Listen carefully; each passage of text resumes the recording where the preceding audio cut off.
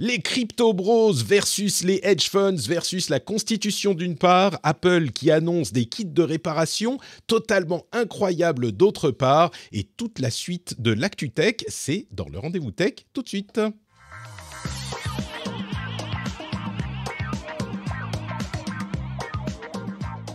Toute la suite de l'ActuTech, qu'est-ce que ça veut dire ? Je suis Patrick Béja, je suis très heureux de vous accueillir pour cet épisode où on va parler de technologie, d'internet et de gadgets, des sujets extrêmement intéressants aujourd'hui. Et pour m'aider à les débroussailler, j'ai l'honneur et le plaisir de recevoir d'une part Gaëlle Girardot. Comment ça va Gaëlle ? Est-ce que tu es en forme ?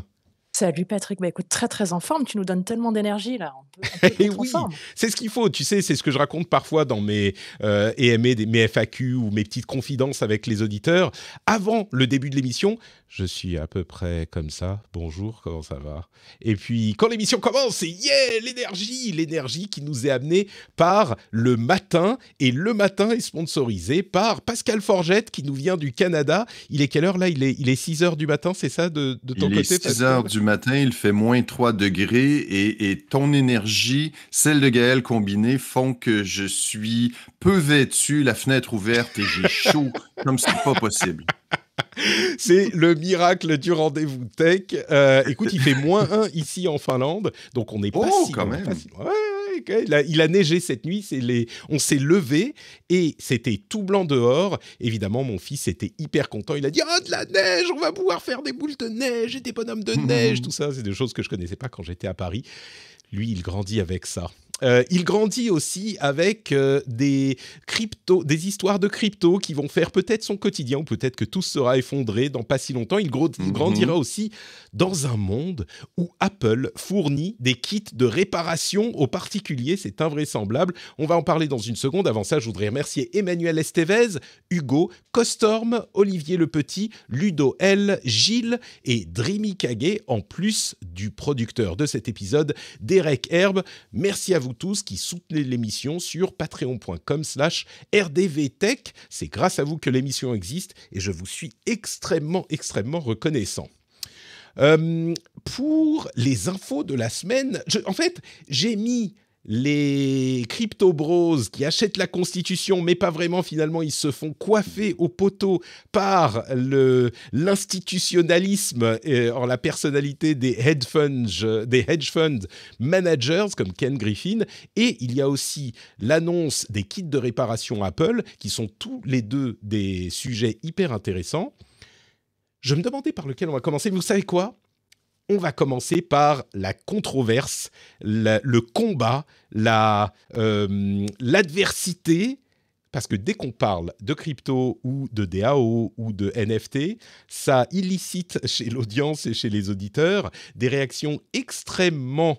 je ne vais pas dire violente, mais assez forte. Il y a des gens qui détestent ça, qui trouvent que c'est de l'arnaque totale. Et il y a des gens qui sont convaincus que c'est l'avenir des institutions financières et peut-être même de la société. Et ce sujet illustre bien tout ça, cette dualité, cette opposition. Et donc, je vais vous en parler. Entre parenthèses, on ne va pas utiliser les timers qu'on utilisait à l'épisode précédent. Là, il n'y a pas eu de dualité et d'opposition. Les retours étaient assez clairs. Les timers, ça n'est pas forcément du goût de l'audience, hein. Il y avait une sorte de consensus.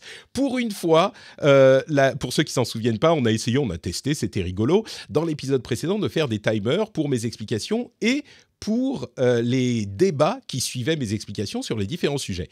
Et bien, pour une fois, l'Internet était d'accord.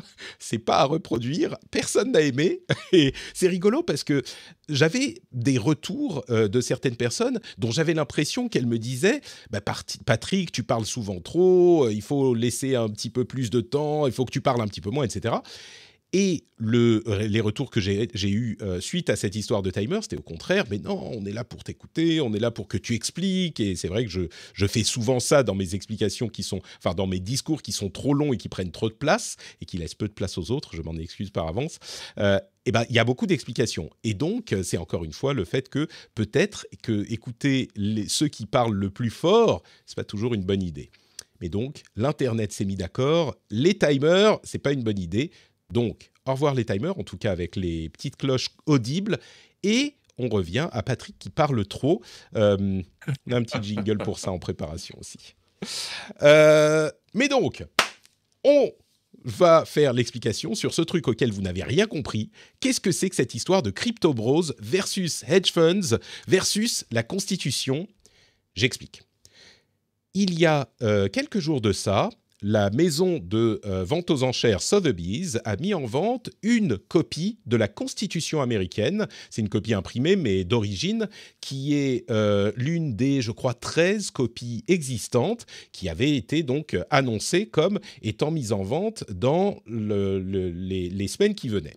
Suite à ça, il y a une DAO qui s'est formée. Alors, il y a plein de choses à expliquer, hein. Je suis désolé d'avance, mais DAO, c'est quoi ? C'est la première chose que vous allez vous poser.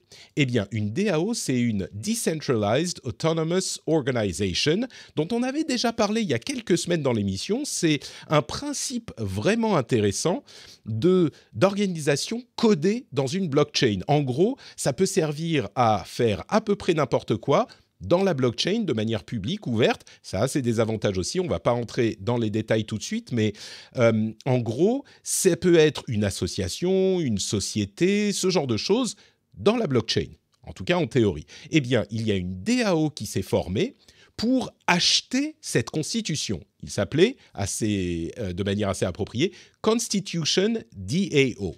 Et ils ont levé de l'argent par crypto-monnaie, par l'intermédiaire de cette DAO, dans l'idée d'acheter en commun cette copie de la Constitution. Entre parenthèses, elle était estimée à environ, je crois, 15 millions de dollars ou 20 millions de dollars à peu près. Et la précédente avait été vendue il y a une ou deux décennies pour genre 200 millions de dollars. Donc déjà, c'était un gros morceau. La DAO a levé 40 millions de dollars dans le but d'acheter cette constitution. Et là, vous vous dites, mais attends, DAO, blockchain, crypto, ça veut dire quoi ? Ils sont plusieurs milliers, je crois que c'était quelque chose comme 1500 personnes, à avoir mis leurs biens en commun pour acheter cette copie de la Constitution. Mais ça veut dire quoi ? Qui va l'avoir ? Qui va en disposer ? Qu'est-ce que ça veut dire d'avoir un morceau de la Constitution ? Ils vont la découper en 1500 morceaux ? Évidemment, non. Ils ont établi les conditions, ça fait partie de la DAO, ils ont établi les conditions de l'acquisition de la chose et ils ont dit les parts qui sont représentées par un token qui s'appelait People, je crois, qui donnerait droit à des droits de vote. Les détails étaient à définir, des droits de vote pour décider ce qu'on fait de la Constitution. Et à ce stade, avant la vente de la Constitution, ils en étaient arrivés à l'idée de de l'exposer publiquement dans un musée avec une petite mention. Cette Constitution a été achetée par Constitution DAO, et les DAO et les cryptos, c'est le futur de la finance et ça va être incroyable, ça va tout révolutionner. Bon. Le retournement est arrivé au moment de la vente, puisque, malheureusement pour eux, ils n'ont pas réussi à acheter la Constitution. 40 millions n'ont pas suffi, alors qu'elle était estimée à 20 millions. Et elle a été vendue pour 43,2 millions de dollars à une personne qui, initialement, n'était pas connue publiquement, ne s'était pas annoncée. Peu de temps après, on a découvert le poteau rose, et là, c'est digne d'un retournement de situation, on pourrait dire je ne sais pas, Dallas, si on a mon âge, et peut-être je vais chercher une autre série un petit peu plus jeune, si on n'a pas mon Dallas âge. Ça a été refait récemment. Donc, c'est vrai ? Ça, je ne savais ouais. même pas. Riverdale, voilà, si on est un petit peu plus jeune. Eh bien, l'acheteur final était Ken Griffin. Ken Griffin, ça vous dit peut-être rien, mais il faut revenir au début de cette année. C'est vraiment un roman, cette histoire. Il faut revenir au début de cette année, au moment où les Crypto Bros ont fait monter le cours de l'action GameStop, notamment, mais pas que. Ils ont donc fait monter le cours de l'action pour contrecarrer les plans des gens qui pariaient contre l'action GameStop. Vous vous souvenez, on avait fait toute une explication de ce qui se passe quand on short un stock, qu'on achète, je ne me souviens plus du terme en français. Eh bien, Ken Griffin était l'une des personnalités du monde de la finance qui est le le chef de Citadel, qui est un hedge fund, donc un fonds d'investissement, et il avait donné de l'argent aux différents fonds qui avaient été pris dans la tourmente à cause de cette histoire, en pariant contre GameStop. Et GameStop avait été artificiellement monté dans sa valeur boursière par Reddit et toutes ces choses-là. Et donc, il avait donné de l'argent à Melvin Capital notamment, et Citron, je crois, enfin, deux de ces choses-là, pour les sortir d'affaires.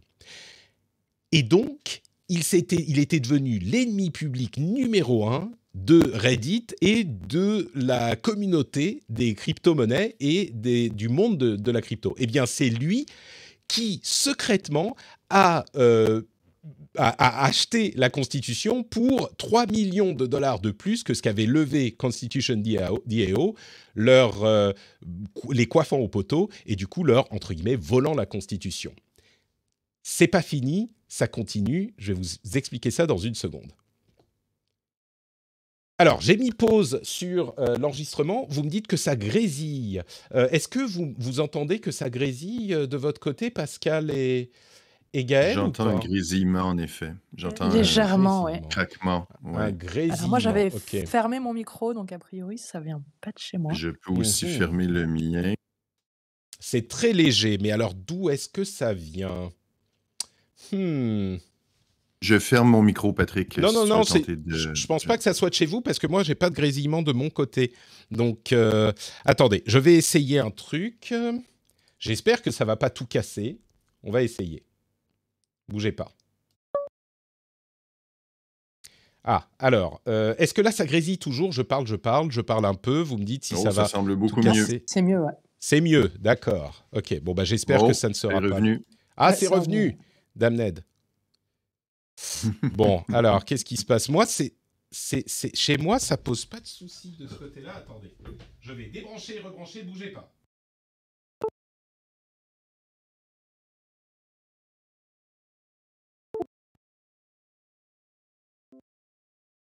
Alors, je suis revenu. Est-ce que vous m'entendez?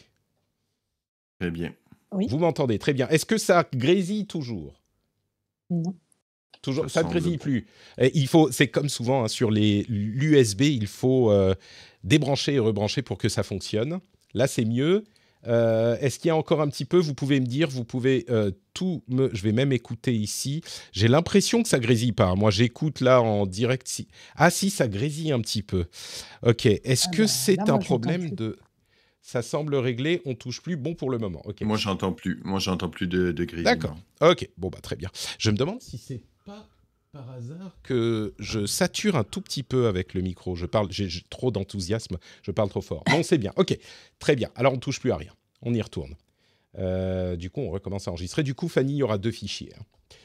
Alors, donc on revient.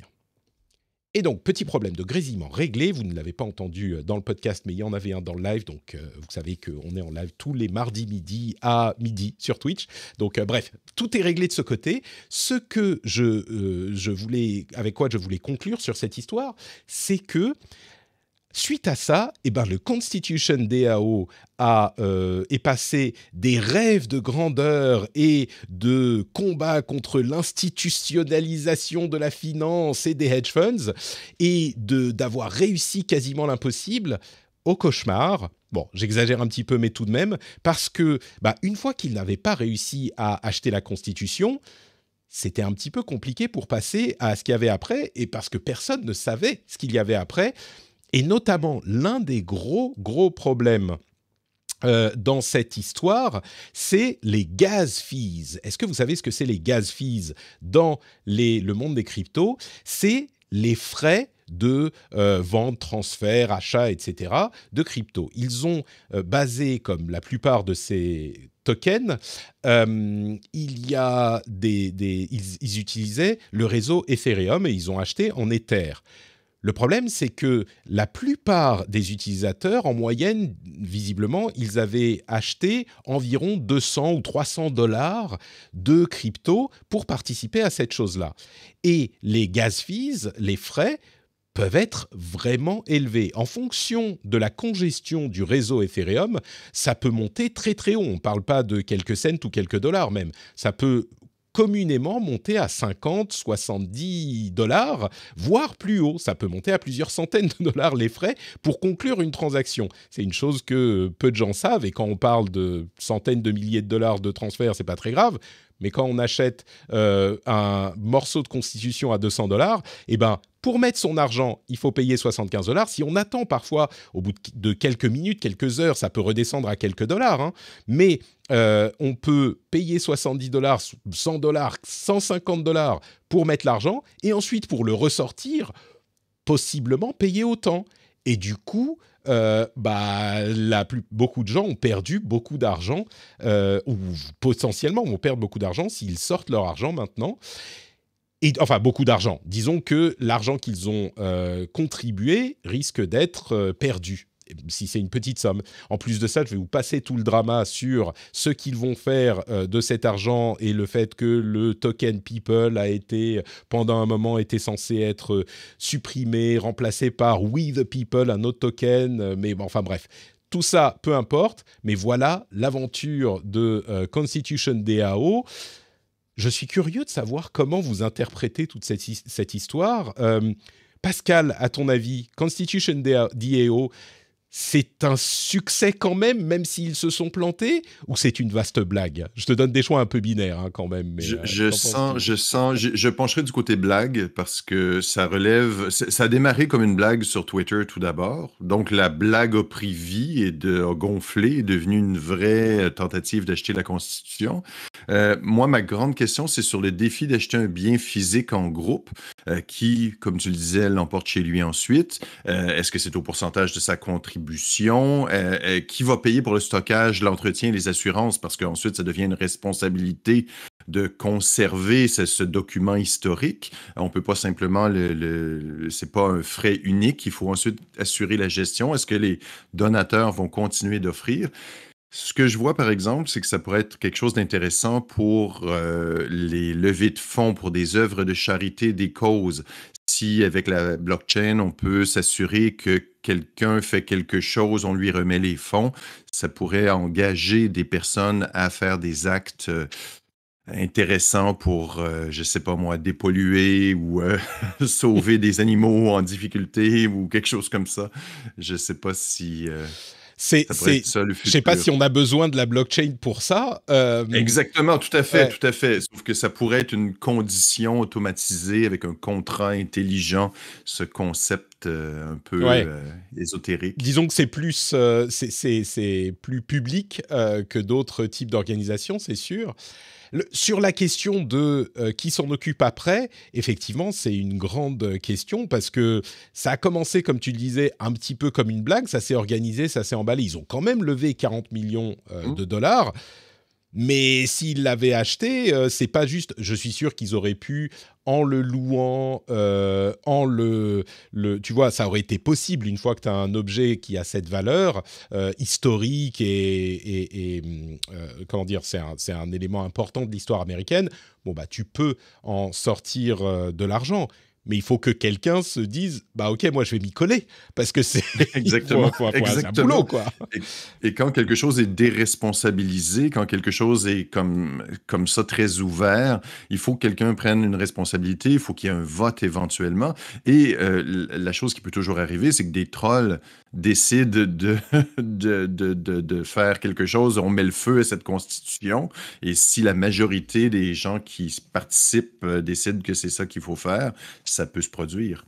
Bon, et après, là, c'est là le plus danger. Oui, mais si c'est ce qu'ils ont décidé, ils l'ont acheté, ils l'ont payé, à la limite, oui, c'est un problème pour l'histoire, mais techniquement, ils pourraient.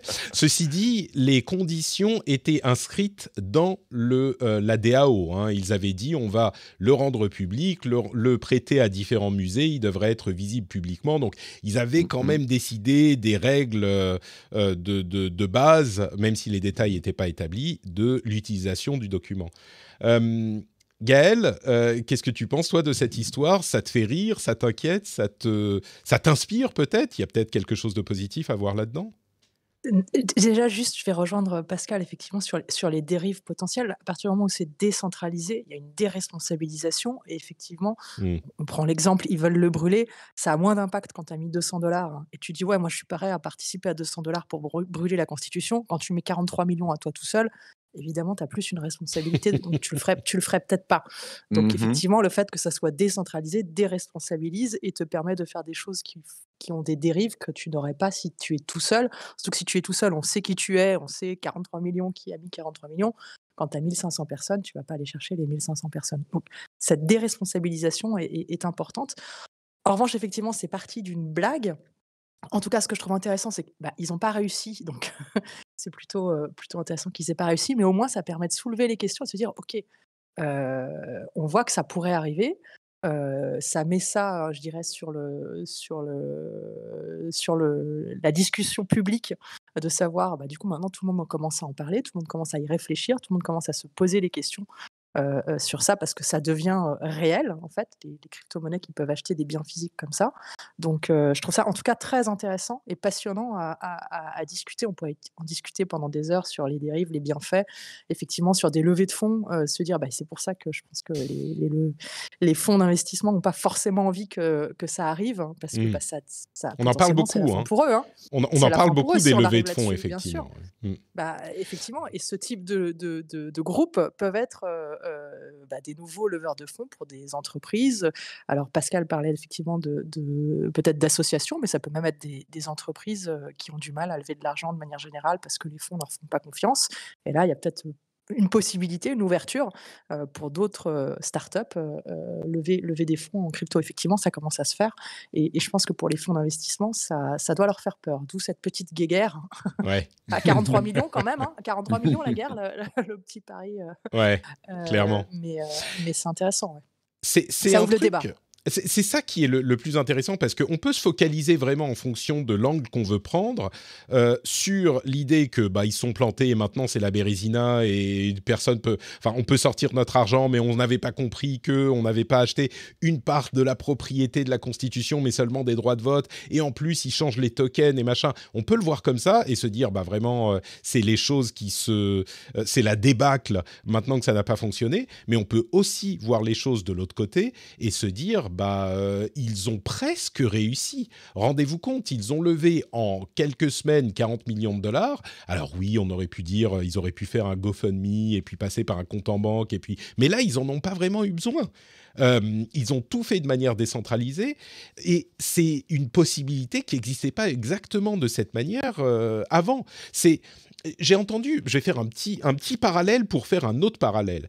J'ai entendu beaucoup de gens parler du métavers en disant, suite aux annonces de Facebook d'il y a quelque temps, en disant « Ah mais c'est ridicule, ça n'a aucun sens », en comparant les choses, je l'avais déjà dit, mais en comparant les choses à ce qui existe aujourd'hui, en disant « Le métavers, on l'a déjà, il y a déjà ceci, il y a déjà cela ». Ça m'énerve au plus haut point parce que, oui, peut-être que le métavers, ça sera un coup d'épée dans l'eau, c'est tout à fait possible. Mais la manière dont on en entend parler, c'est un petit peu comme regarder l'avènement des smartphones, par exemple, et dire, le téléphone, on a déjà regardé, tout le monde a un téléphone des PTT, vous voyez, dans les années 80, tout le monde a un téléphone des PTT dans la maison, et on a même des trucs sans fil. Regardez, il y a un téléphone sans fil que vous pouvez prendre partout dans votre maison, tant que vous êtes à 20 mètres de la base. C'est bon, ça existe déjà, les téléphones sans fil. Voilà, le téléphone, tout le monde connaît.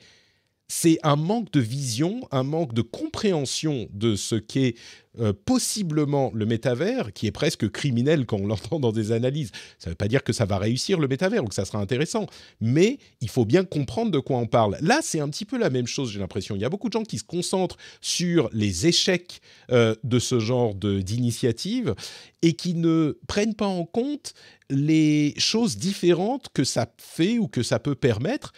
Et oui, au final, c'est rigolo parce que Ken Griffin a pris sa revanche sur les petits trolls de Reddit et il leur a soufflé la Constitution avec 3 millions de plus. D'ailleurs, il savait qu'ils avaient levé 40 millions. Il aurait pu donner 40,5 millions et ça aurait suffi. Mais bon, bref, peu importe.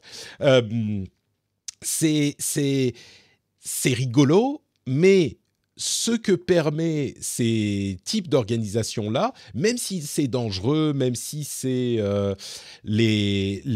comment dire, même si c'est encore à une étape où on découvre les problèmes potentiels que ça pose, la manière dont ça peut fonctionner, les soucis sérieux comme les gas fees que les gens découvrent qui sont effectivement un problème, eh ben, il n'empêche que c'est un groupe, comme avec l'histoire de GameStop, c'est un groupe d'individus sans véritable structure rigide qui s'est réuni et qui a, par un système financier entièrement décentralisé, réussir à entrer en concurrence avec l'establishment de Wall Street. Et ça devrait au minimum forcer la considération sérieuse de la chose. Et je vois beaucoup trop de gens balayer tout ça d'un revers de la main en disant ah, c'est des crypto-kiddies qui font n'importe quoi et voilà, maintenant ils sont bien dans la merde avec leurs gas fees. Et c'est un petit peu myope comme vision, je trouve. Donc, bon, tu après, crois j'ai que pas c'est de pas de la conclusion. communication? Moi, je pense, Que- enfin, c'est aussi une volonté de communication d'essayer de les décrédibiliser parce que je pense que fondamentalement, ceux qui sont vraiment touchés commencent à y voir quelque chose, une menace sérieuse. Je crois qu'il n'y a pas que ça, bien sûr. Ken Griffin est très énervé. Il s'est fait dans l'histoire de GameStop. Et puis il a pas forcément tort. Hein. GameStop, la valeur de GameStop, même si on critique les marchés financiers, il y a quand même a priori un minimum de valeur derrière. L'histoire avec GameStop, c'était complètement juste pour faire chier les marchés financiers que la valeur s'est envolée. Donc on peut comprendre qu'ils s'inquiètent de l'histoire de la valorisation de ces avoirs. Mais c'est pas que ça. Il y a aussi beaucoup de gens qui disent dans l'audience, hein, j'ai des retours régulièrement qui disent bah, les NFT ça veut rien dire, les DAO ça repose sur rien, les cryptos c'est ingérable et ça consomme trop, ce qui est pas faux. Hein. Tous ces points sont justifiés. Mais il y a aussi beaucoup de gens dans les univers tech qui sont pas dans l'univers de la finance, qui, bah, comme je disais, le dismissent, le balayent d'un revers de la main pour des raisons qui sont pas non valides, mais qui occultent les autres aspects de ces affaires. Donc je ne crois pas que ça soit que le monde de la finance, même si oui, ça ne les arrange pas beaucoup, eux non plus, tu as raison sur ce point, Gaël. Mais bon, donc voilà pour cette histoire de crypto-constitution. Ça n'a pas réussi cette fois-ci, peut-être que ça réussira un jour. Toujours dans le domaine des cryptos, je vais mentionner 2 choses, ou 3.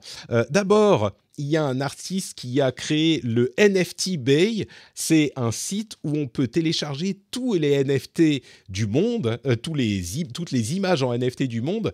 Et ça a bien fait rire beaucoup de gens parce qu'on se dit, ah ben voilà, les NFT, vous payez très cher pour avoir une image. Et là, sur le site de piratage, en quelque sorte, qui n'est pas vraiment un site de piratage, mais qui est un site où on peut télécharger 15 terabits de NFT en JPEG. Et beaucoup de gens disent « Ah bah voilà, j'ai pu télécharger ton JPEG ». C'est très mal comprendre ce qu'est un NFT, en fait. Les gens, c'est penser que quelqu'un qui achète un NFT le fait en pensant que ça ne va pas être copiable. Bien sûr que les gens qui achètent des NFT savent très bien qu'un JPEG, on peut le copier. Ils ne sont pas complètement idiots non plus. Peut-être qu'ils sont irresponsables avec leur argent, ça c'est possible. Mais ils savent bien qu'un JPEG, ça se copie. Et donc, c'est pas ce qu'ils achètent. Ils n'achètent pas le JPEG en lui-même. C'est le fait de savoir que sur le papier, quelque part, il est écrit que c'est toi qui as payé pour. Et vous pouvez peut-être penser que c'est ridicule, mais c'est pas le JPEG qu'ils achètent. C'est, entre guillemets, le droit à la propriété unique du droit de ce JPEG. Bref, on pourra reparler de ça ailleurs. Un coup de tonnerre à Los Angeles, le Staples Center, qui est un grand stade de sport, a été renommé le Crypto.com Arena. Là aussi, c'est évidemment un site de crypto, vous vous en doutez. Et là encore, beaucoup de gens ont dit c'est quand même 700 millions de dollars pour 20 ans. Ils ont beaucoup payé, Crypto.com. Et là aussi, beaucoup de gens ont dit mais enfin, Crypto.com, qu'est-ce que c'est que ce truc ridicule? Puis comment on va l'appeler? On va l'appeler le crypt. La crypte, oui, effectivement, c'est peut-être pas hyper heureux comme nom. Mais c'est oublié bien vite que Staples Center, ça vient de la société Staples, qui est une société qui vend des fournitures de bureaux, qui a des magasins qui vendent des fournitures de bureaux. C'est eux qui avaient nommé le stade jusque-là. Et Staples, ça veut dire agrafe. Ils s'appellent comme ça parce qu'ils vendent des fournitures de bureaux, dont des agrafes. Donc, on est passé du centre agrafe au centre crypto. Alors peut-être que crypto c'est plus ridicule, mais voilà, je pense pas que Staples c'était particulièrement glorieux. Et enfin, El Salvador vous savez, le pays où le Bitcoin est devenu une des monnaies officielles, a décidé de construire une Bitcoin City près d'un volcan pour utiliser l'énergie géothermique pour miner. Et ils sont en train de lever $1 milliard en Bitcoin, avec 500 millions pour miner et 500 millions pour acheter plus de Bitcoin. Et dans cette ville, ils vont la construire en forme de Bitcoin et il n'y aura ni taxes, ni impôts, ni quoi que ce soit. Alors, je ne sais pas comment ils vont payer pour les routes, mais bon, c'est la ville des Bitcoins au Salvador. Ça, disons que même moi qui essaye de trouver les côtés sérieux d'un petit peu tout ça, j'avoue que là, j'ai un petit peu plus de mal. Sur ces 3 sujets, n'hésitez pas à me dire s'il y a quelque chose qui vous a marqué, et puis après, on parle d'Apple.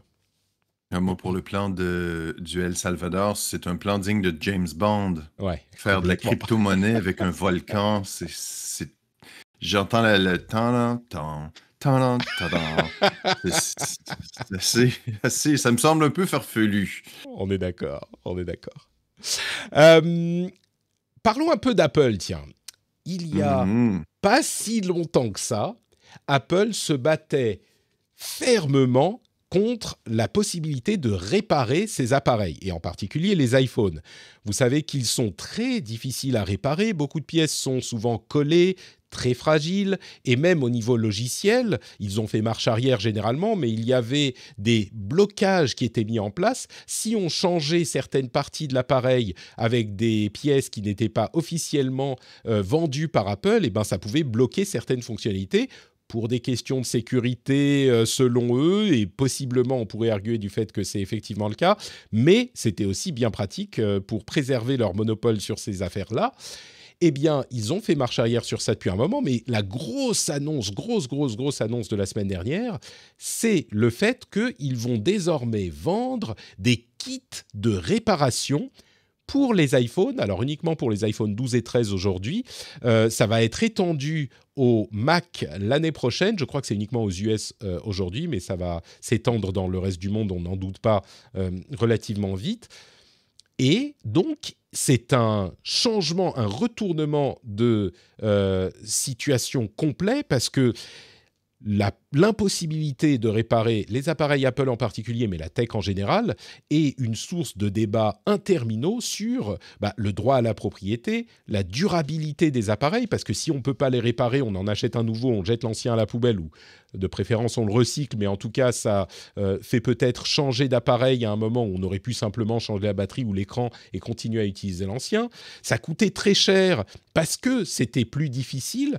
Là, Apple va vendre des kits aux particuliers, hein. Alors bien sûr, ça restera très difficile à faire, mais ça sera possible. Il y aura des manuels qui étaient des choses extrêmement difficiles à obtenir, des manuels pour changer les parties, des manuels d'utilisation. Il précise bien, vaut mieux pas le faire vous-même, mais si vous voulez, vous pouvez. C'est un changement radical dans la philosophie d'Apple. Il y avait des investisseurs, un groupe d'investisseurs qui se posaient la question sur ces sujets. Il y avait, on va dire d'une manière générale, l'air dans la société était plus tellement favorable à ceux qui disaient on ne veut pas que vous répariez nos appareils, pour des questions de durabilité, comme on le disait, et puis de droit à la réparation, qui est un débat vraiment important dans le monde de la tech. Et Apple avait toujours été opposé à l'idée.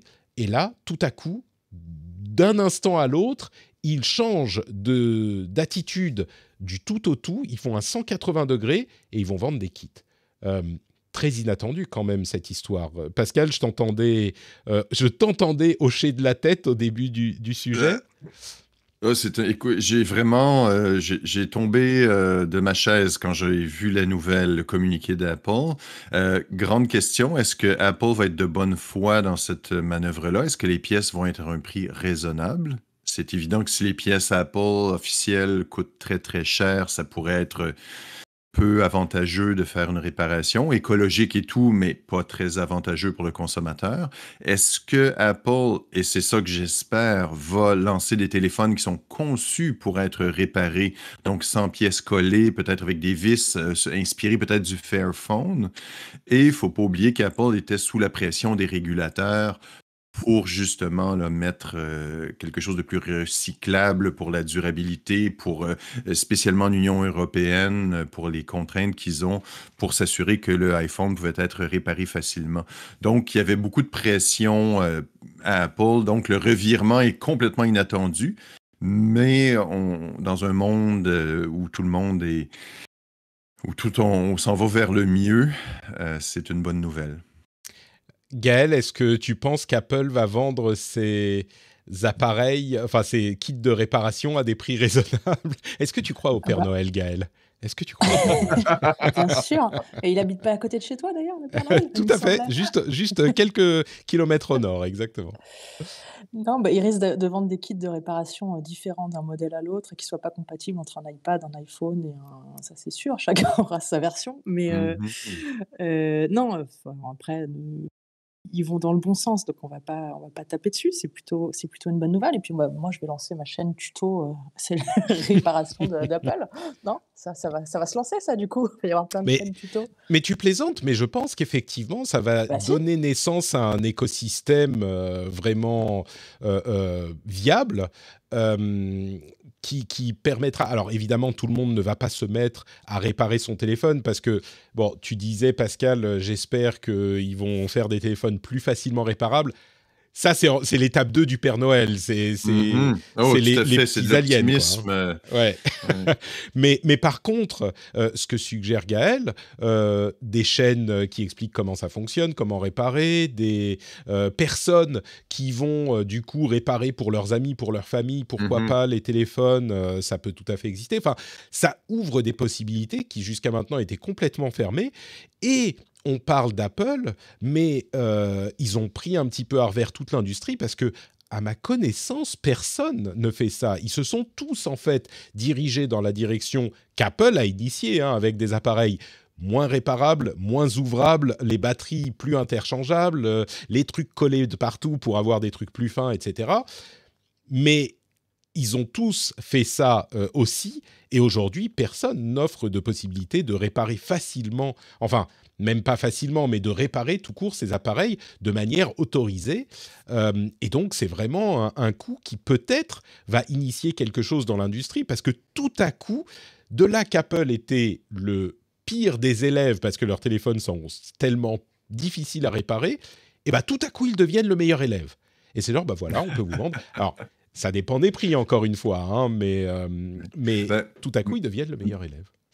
ma question aussi, est-ce que les gens vont croire qu'il est facile de réparer un iPhone?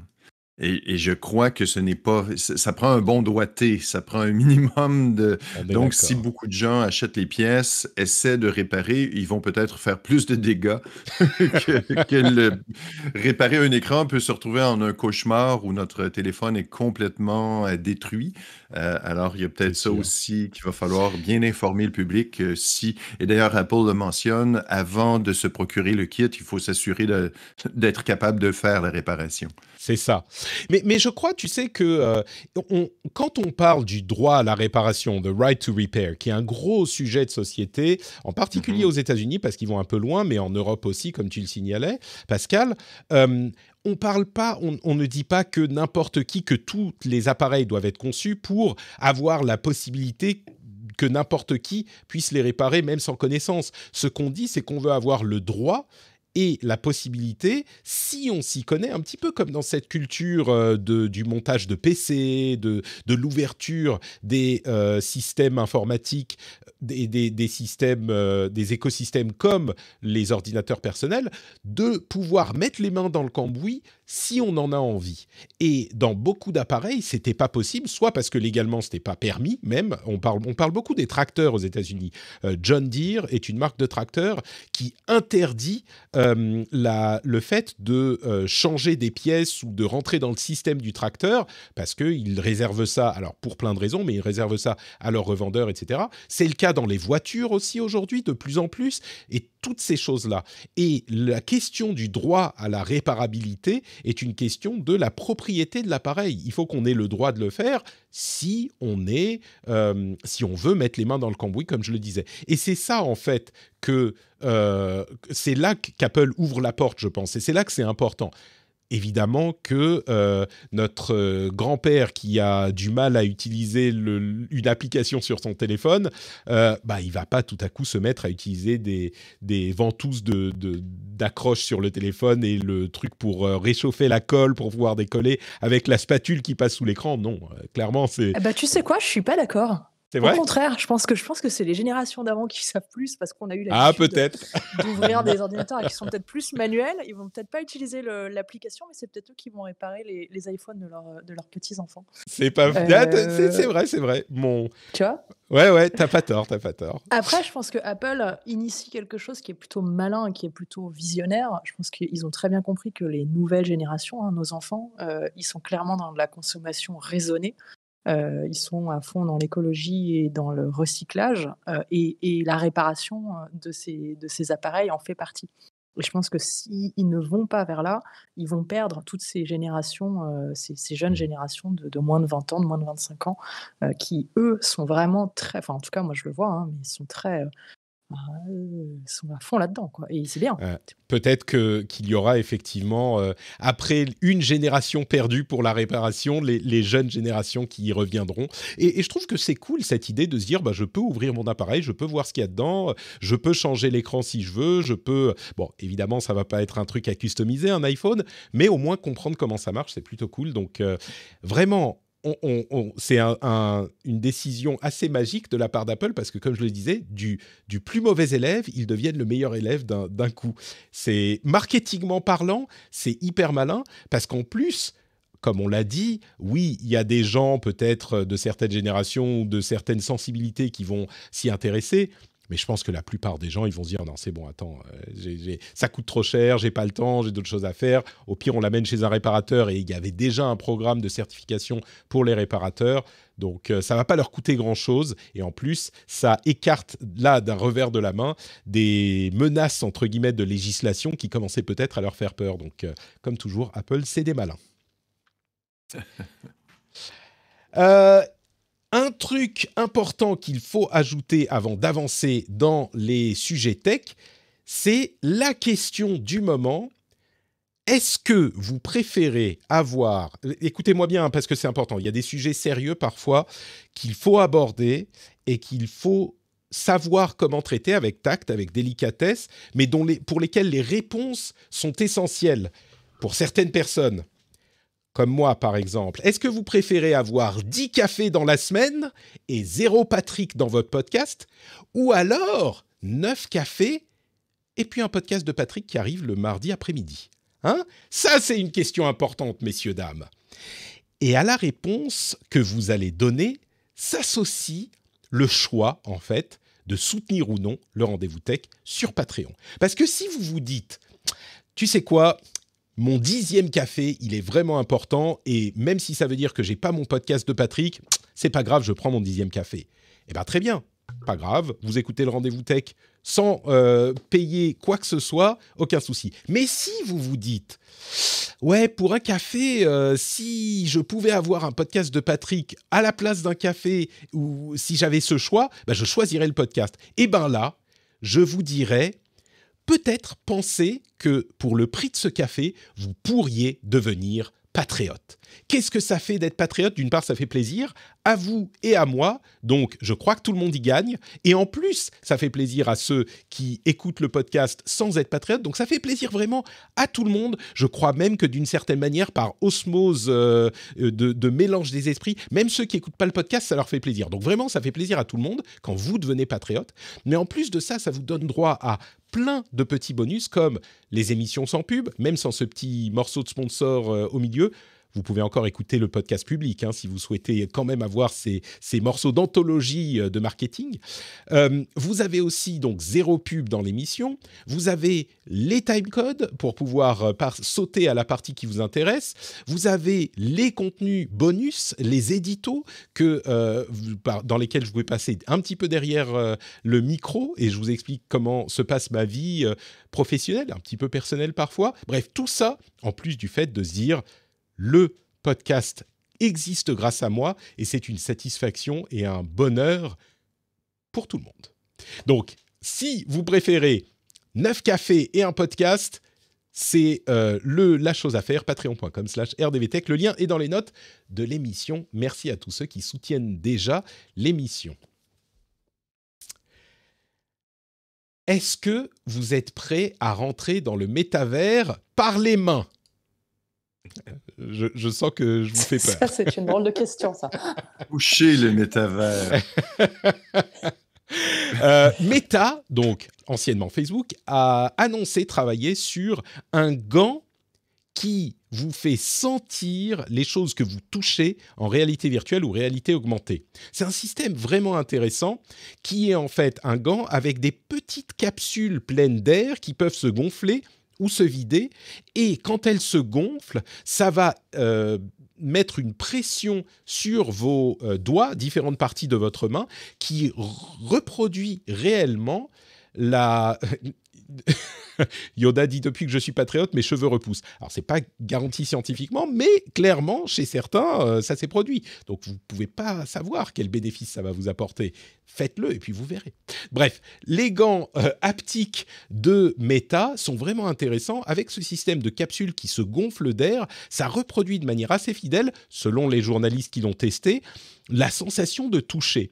Et aujourd'hui, ils ont une quinzaine de petites bulles d'air par doigt. Ils voudraient créer des gants, c'est vraiment un prototype, on est à des années du lancement du truc, mais ils voudraient créer un appareil, un gant, avec des centaines, peut-être des milliers de capsules. Et alors, pour les plus fantaisistes d'entre vous, on imaginera évidemment des combinaisons à la Ready Player One ou tous ces films de science-fiction, où on a une combinaison complète qui reproduit des sensations tactiles, peut-être pour le meilleur et surtout pour le pire, mais le truc existe à l'état de prototype et, selon les journalistes, donne quelque chose d'intéressant. Je suis très curieux de voir ce que ça donne. J'imagine que vous aussi, bien sûr, Pascal et Gaël, vous dites « je veux mettre ce gant dès que possible », n'est-ce pas ? Je te laisserai commencer d'abord, Patrick. Pascal, vas-y. L'hygiène du gant est une grande question au Canada. On joue beaucoup au hockey avec des gants qui sentent pas très bon après quelques utilisations quand on transpire à l'intérieur. Il faut que ce soit bien ajusté, évidemment. Donc, ces gants-là vont probablement être personnels. Et puis, je lisais dans l'information qu'on prévoyait avoir plusieurs centaines, sinon plusieurs milliers de petits actuateurs comme ça pour augmenter les sensations. Donc, ça risque d'être beaucoup plus que les mains qui vont être stimulées. Et on imagine tout de suite les utilisations pour lesquelles ça va être utilisé en premier. Si on a des stimulations un peu partout, ça commence par P et ça finit par Orno. Mais tu sais quoi, le porno est l'utilisation première de toute technologie qui va réussir. Donc ça serait presque une bonne chose pour la technologie. Je ne sais pas si la technologie en elle-même est une bonne chose, mais ça serait bon. L'hygiène de ce truc, très important. Après, il faut que ça reste personnel, on est d'accord. Très personnel. Gaël, partages-tu l'enthousiasme de Pascal ? Ah mais complètement, forcément. Non, moi j'attends la chaussette.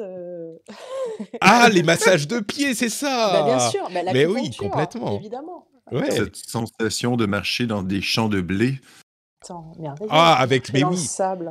comme tu sais, ces films où ces moments de paix où tu marches dans le champ de blé, tu passes ta main sur les épis et il y a le soleil couchant derrière, c'est le calme total. Bon, on plaisante, mais franchement, si ça fonctionne, la réalité virtuelle permet la présence par la vue et j'allais dire l'odorat, par la vue et l'audition. Ça permet la présence comme ça. Le toucher est un sens extrêmement important, évidemment, pour perfectionner la présence. Si on attrape quelque chose et qu'on sent qu'on peut vraiment le toucher, bah ça augmente l'illusion et ça serait une étape extrêmement importante. Et le plus intéressant là-dedans, c'est que selon les tests d'un journaliste indépendant, bah, c'est plutôt convaincant quand il touche de la porcelaine, il attrape un truc. Bon, ça fonctionne plutôt pas mal. Je pense que, au-delà de la plaisanterie et de la question du porno que tu disais un peu en plaisantant, mais qui est évidemment importante, ça ouvre encore les possibilités de ce type de technologie, quoi. Et pas de manière anecdotique si ça fonctionne. Et ce qui est bien, c'est que la suggestion est très importante en réalité virtuelle. On n'a pas besoin d'avoir une sensation parfaite, simplement d'avoir le son, l'image et une sensation du toucher qui est peut-être approximative est assez pour tromper le cerveau. Et donc, ça va être probablement suffisant pour amener à un niveau très, très supérieur la sensation de téléprésence ou la sensation de toucher quelque chose. Pour de l'entraînement des employés, par exemple, ça peut vraiment donner une bonne rétroaction qui va aider quand on va faire les vrais gestes par la suite. Écoute, moi j'ai hâte que je puisse proposer à tous les patriotes des sessions de serrage de main avec Patrick en gants virtuels et on s'arrêtera là. À moins que, tu sais, il y aura peut-être de nouvelles opportunités commerciales pour les patriotes qui donneront un peu plus d'argent. On ne sait pas jusqu'où ça peut aller. OnlyFans a de beaux jours devant eux. On va s'arrêter là. Je serai trop âgé de toute façon quand ça arrivera tout ça. Parlons un peu de cyberharcèlement, tiens, un sujet un petit peu plus sérieux. Bonne transition. Le lien est parfait, Patrick. Oui, le pire, c'est qu'effectivement, ça peut tout à fait avoir des conséquences qu'on ne mesure pas. Le métavers en général, même si on met de côté la question des gants haptiques, le métavers en général ouvre tout un nouveau champ d'inquiétude dans ces domaines. Et déjà qu'on n'arrive pas bien à juguler les problèmes avec notre Internet d'aujourd'hui, dans le métavers, ça risquerait d'être particulièrement ardu. Mais Emmanuel Macron a promis une appli pour transmettre des captures d'écran plus facilement. Alors, c'est déjà possible légalement d'envoyer des captures d'écran, mais de le faire par une appli pour des questions de harcèlement, pour qu'on puisse enquêter plus facilement, avoir les pièces, etc., etc. Et bah, du coup, on a la chance d'avoir Gaël dans l'épisode qui connaît un petit peu ces sujets. Est-ce que tu crois que c'est une idée crédible, valable ? Est-ce que ça sert à quelque chose, en gros ?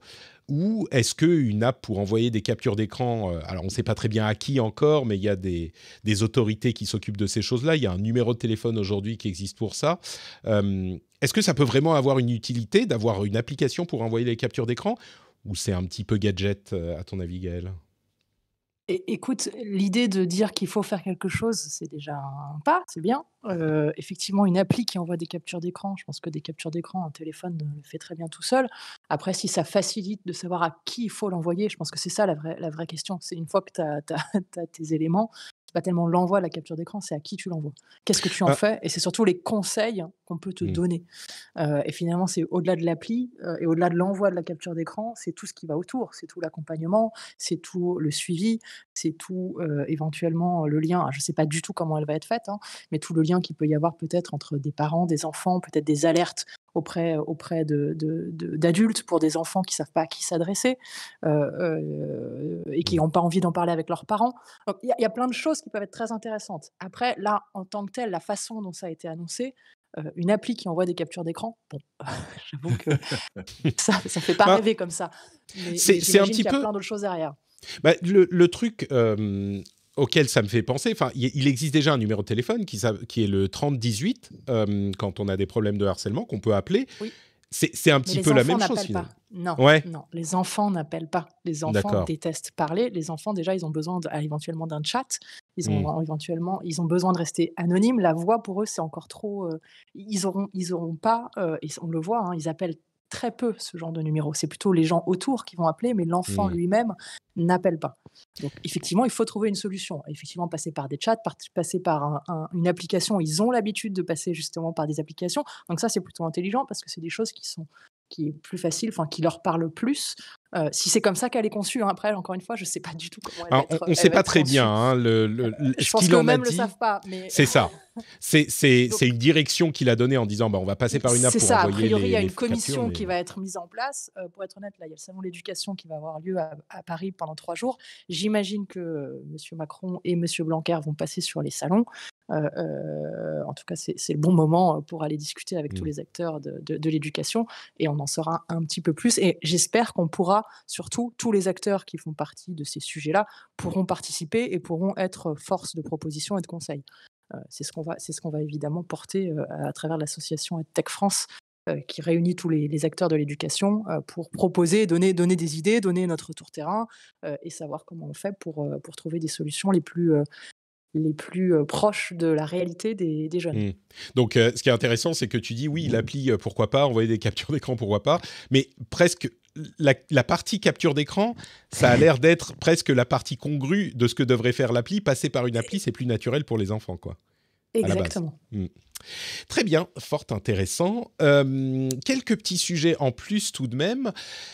D'une part, Texas Instruments est en train de construire des usines de puces, de fabrication de puces au Texas. Et certains États aux États-Unis, comme le Texas et l'Arizona, sont en train d'offrir de gros avantages à des fabricants de puces pour venir s'installer dans leurs États. On continue évidemment dans le contexte de la pénurie, voilà, c'est le terme que je cherchais, de la pénurie de puces dans le monde, qui n'a pas l'air de se calmer. Donc même si la construction des usines prend du temps, on comprend que certains États puissent le vouloir. C'est le cas d'ailleurs dans la plupart des pays du monde, en tout cas en Europe et aux États-Unis, on voit que c'est beaucoup le cas. Je me demande si au Canada, c'est une préoccupation aussi, ou est-ce que vous dites, bon, bah, s'ils font ça aux US, on est quand même bons amis, donc ça nous suffira. Ou est-ce que vous avez cette préoccupation aussi de la question des fabrications de puces en local, Euh, j'entends? J'avoue que je ne suis pas au courant que des initiatives de création de puces. Vous savez que le Canada, c'est quand même un petit marché par rapport aux États-Unis. Et oui, nous sommes habituellement en bon terme avec les États-Unis, même s'il y a eu un petit rafraîchissement avec Trump récemment. Mais ça va bien pour l'instant. Donc, j'imagine que c'est toujours très, très intéressant. Quand je voyais que c'était tout près de... On rapatriait la création des puces aux États-Unis, on va peut-être enfin avoir des produits made in the USA qui vont revenir au lieu d'être seulement conçus en Californie, comme les produits d'Apple, par exemple, mais complètement conçus en Chine, finalement. Complètement construits en Chine, plutôt. Donc, je vois ça d'un très bon œil que la création des puces se rapproche de chez nous, ce qui va aussi peut-être limiter l'impact des frais de transport, de manutention et les délais surtout pour les entreprises canadiennes qui pourraient avoir besoin de puces. Parlons un petit peu de Twitter, tiens. Il y a deux choses qui me paraissent intéressantes chez Twitter. D'une part, un truc dont on a entendu parler à un moment et qui a peut-être fait un petit peu moins de bruit qu'on ne le pensait, c'est les lives, en gros, le téléachat sur Twitter ou ailleurs, qui est très populaire dans certaines régions du monde et qui met du temps à arriver chez nous, même si on a déjà vu des initiatives dans ce domaine. Walmart va faire, qui est une grosse chaîne de boutiques de détail aux États-Unis, euh, va faire avec Twitter des lives pour vendre des choses pendant, le 28 novembre, donc ça arrive bientôt. Ils avaient déjà essayé les cyberdeals, c'est un truc de cyberdeal qu'ils vont faire sur Twitter. Ils avaient déjà essayé ça sur d'autres plateforme et ça avait très très bien marché et ils le feront sur Facebook, Instagram, TikTok, enfin tout ça, YouTube, etc.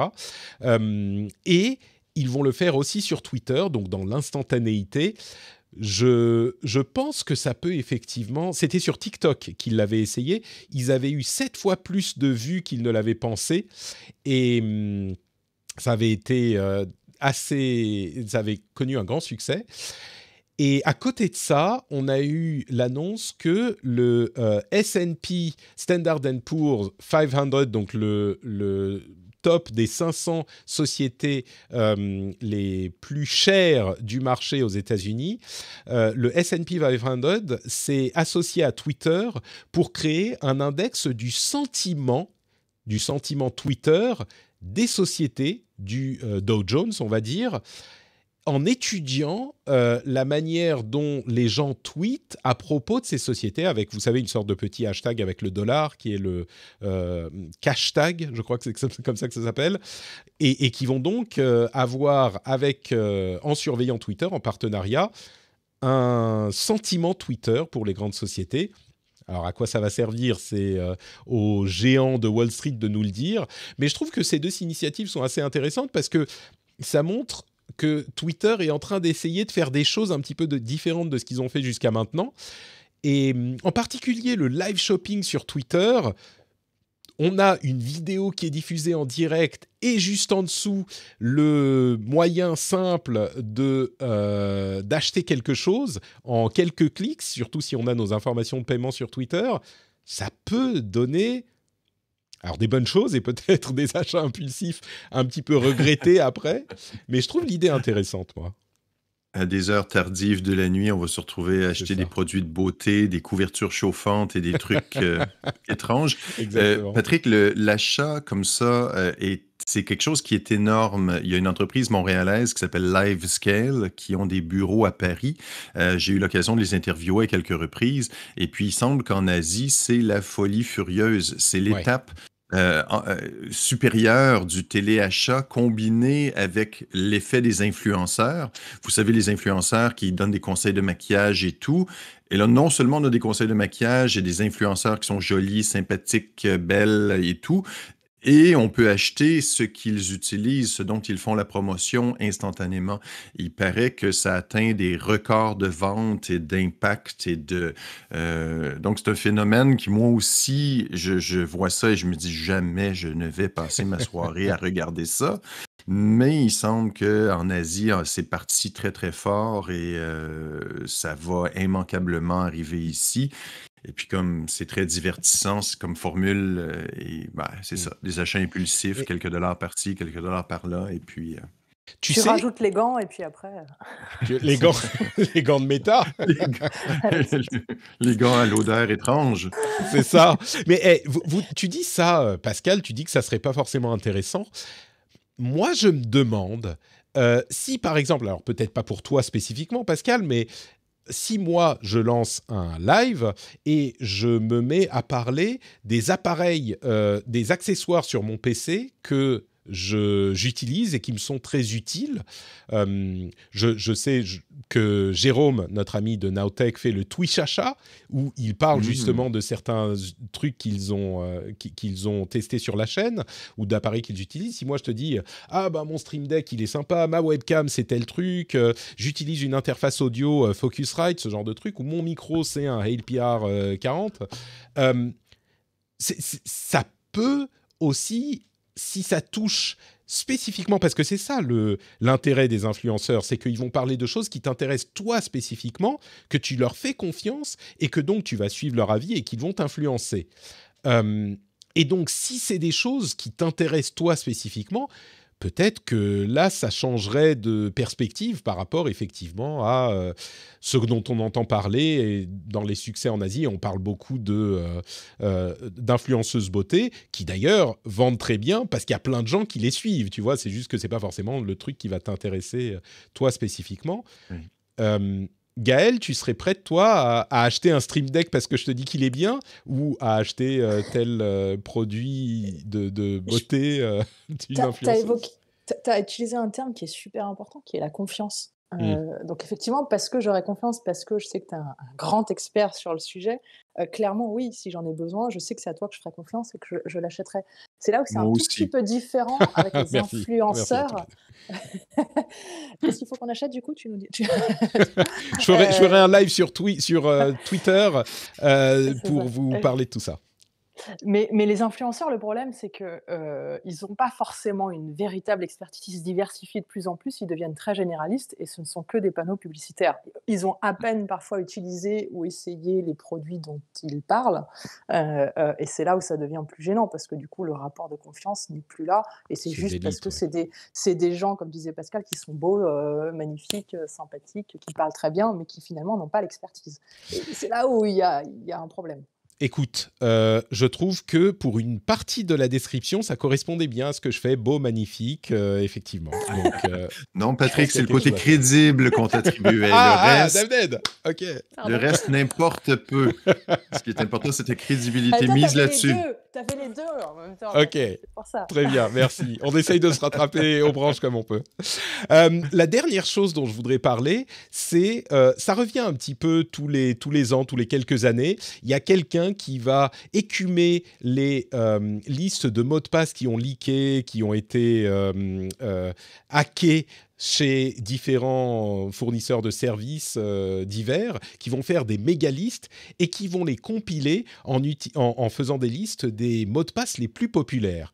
Et bien là, Numérama nous parle d'une liste des mots de passe les plus populaires en France en 2021.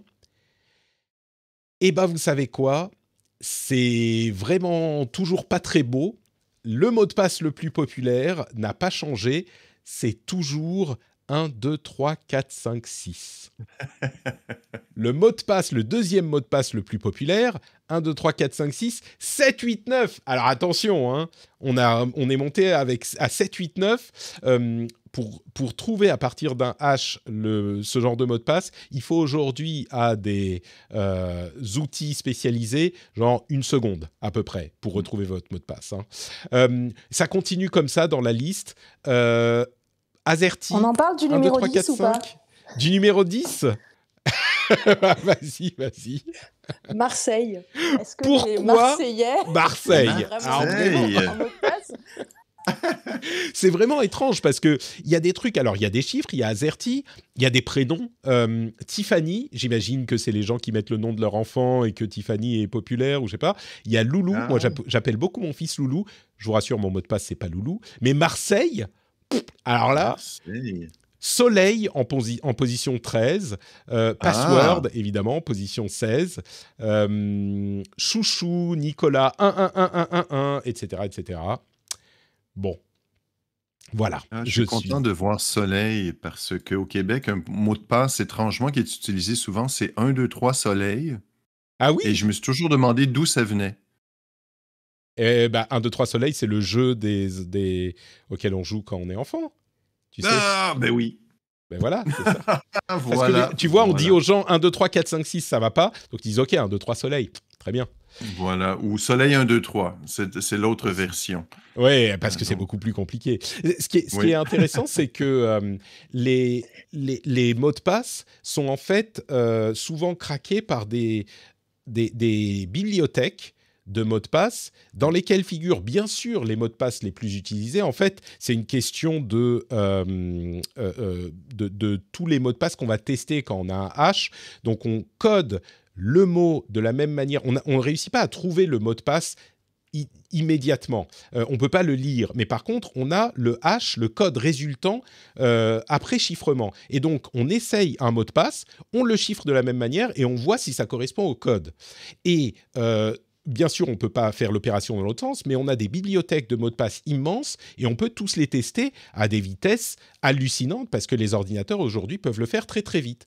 Et donc, on a des bibliothèques qui sont constituées évidemment des mots de passe les plus communs, comme 1, 2, 3, 4, 5, 6, etc. Mais il y a aussi tous les prénoms de la Terre, tous les mots de l'annuaire, tous les mots du dictionnaire, mais tous les mots. C'est-à-dire que, en fait, pour tester tous ces trucs-là, ça prend, pour tester le dictionnaire entier, ça prend quelques minutes, on va dire, j'en sais rien, mais ce genre de choses. Et donc, c'est pour ça qu'il faut mettre des mots de passe aléatoires, parce que les mots existants cohérents, ils sont tous testés très très vite. Donc bon, ça c'est quand on a des listes qui leak, et quand on a le hash quelque part, on peut le retrouver. Si on a votre identifiant avec, et ben on retrouve le mot de passe, on peut aller se connecter sur le site directement sans avoir à faire le test sur le site tout ce nombre de fois, ce qui serait bloqué évidemment. Mais bon. Bah écoutez, je pense qu'on arrive au bout de ce formidable épisode du Rendez-vous Tech. Merci beaucoup à tous les deux de m'avoir prêté votre expertise et votre bonne humeur. C'était un excellent moment passé en votre compagnie. Pascal, est-ce que tu peux nous dire où on peut te retrouver sur Internet ? Sur mon site web, pascalforgette.com, aussi sur le podcast Une tasse de tech, qui ressemble un peu à Rendez-vous Tech, avec mais une mieux. touche montréalaise, touche start-up. Alors, évidemment, c'est incomparable, mais Une tasse de tech ressemble un peu vaguement sur la thématique générale à Rendez-vous Tech. Alors, si les gens peuvent, ça pourrait intéresser certaines personnes, ça me ferait plaisir. Et puis, sur Facebook, Twitter, ça me ferait plaisir d'avoir des nouveaux abonnés. Qui sait, je pourrais faire de la vente en direct un jour. Magnifique. Tes gants méta usagés. Oui, pour le parfum. Ce parfum de Pascal. Mon Dieu, cet épisode se termine un peu Comme plus il a mal commencé. comme il a commencé. En odorama.